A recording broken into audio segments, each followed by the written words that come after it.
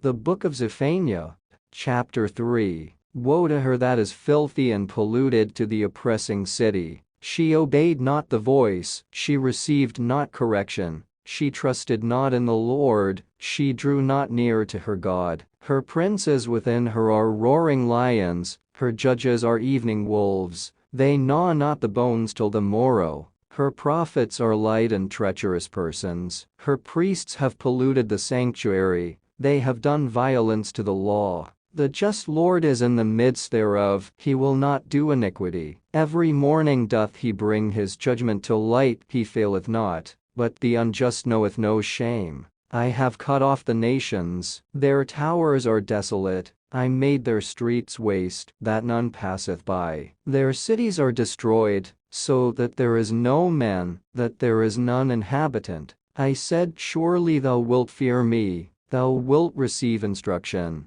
So their dwelling should not be cut off, howsoever I punish them. But they rose early, and corrupted all their doings. Therefore wait ye upon me, saith the Lord, until the day that I rise up to the prey. For my determination is to gather the nations, that I may assemble the kingdoms, to pour upon them mine indignation, even all my fierce anger. For all the earth shall be devoured with the fire of my jealousy. For then will I turn to the people a pure language, that they may all call upon the name of the Lord, to serve him with one consent. From beyond the rivers of Ethiopia my suppliants, even the daughter of my dispersed, shall bring mine offering. In that day shalt thou not be ashamed for all thy doings wherein thou hast transgressed against me. For then I will take away out of the midst of thee them that rejoice in thy pride, and thou shalt no more be haughty because of my holy mountain. I will also leave in the midst of thee an afflicted and poor people, and they shall trust in the name of the Lord. The remnant of Israel shall not do iniquity, nor speak lies, neither shall a deceitful tongue be found in their mouth. For they shall feed and lie down, and none shall make them afraid. Sing, O daughter of Zion, shout, O Israel, be glad and rejoice with all the heart, O daughter of Jerusalem.